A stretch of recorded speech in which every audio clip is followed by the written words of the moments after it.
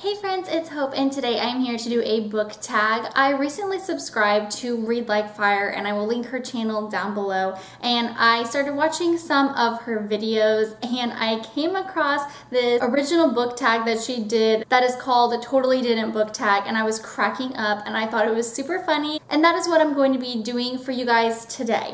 Like I said, I will link her channel and her video down below. I will also list the questions, so if you guys want to participate in this tag, then you can totally do that. Question number 1, totally did not need a sequel. And for me, I'm giving this one to The Time Between Us by Tamara Ireland Stone. My friend Hannah actually sent me this book, and I lent it to my sister and her friend who is currently in Australia. So the book is somewhere in Australia right now.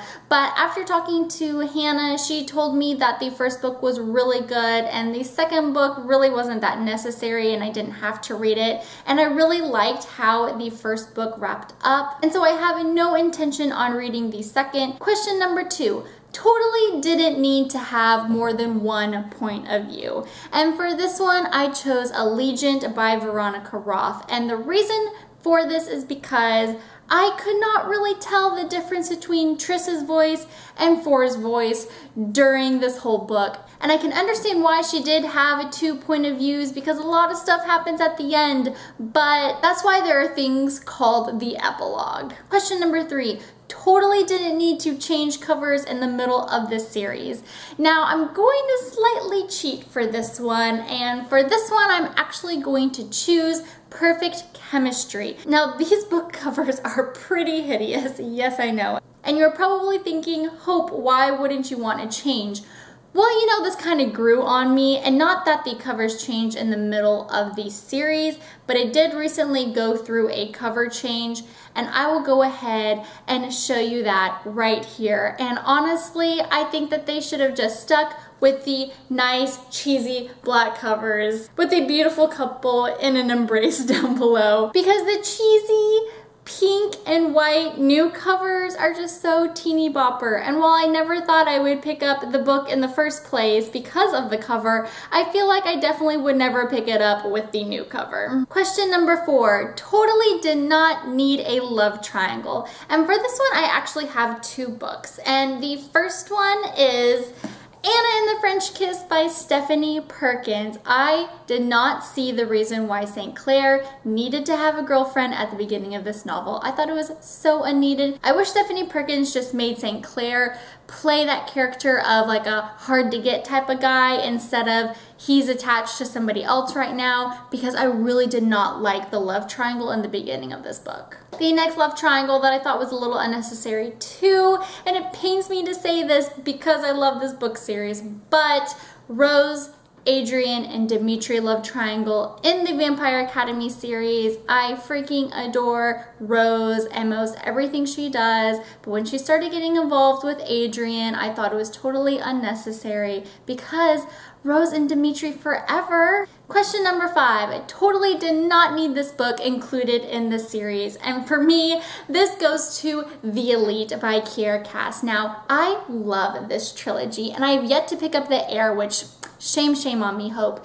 But this book was pointless. Question number 6, totally did not need a cliffhanger, and for me that was Eleanor and Park by Rainbow Rowell. Now for those of you guys who have read contemporary books, you know that a lot of them leave just very open-ended. I did feel like the ending of this book left the reader to kind of just imagine themselves what happened to our 2 characters. But particularly in this book, it left me with a cliffhanger type of feeling, and I got very upset. I just need to know what happens to Eleanor and Park. I don't know if Rainbow Rowell will ever write a sequel, but that is not a sequel that I will be mad at because I need some closure. Question number 7, totally did not need to be told in just one point of view, and for me, I'm gonna give that one to Easy by Tamara Weber. Now this book I adore so much, but with that said, it is told from Jacqueline's point of view, and then she wrote a second book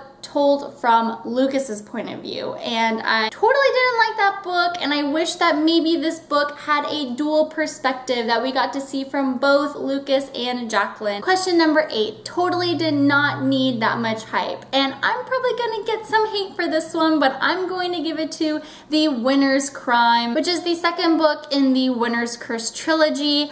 And the reason why I am saying this is because I really don't like Kestrel. So I see all this hype around this trilogy and I'm just not feeling it, guys. I wish I was, because I know I'm a total black sheep in my thoughts.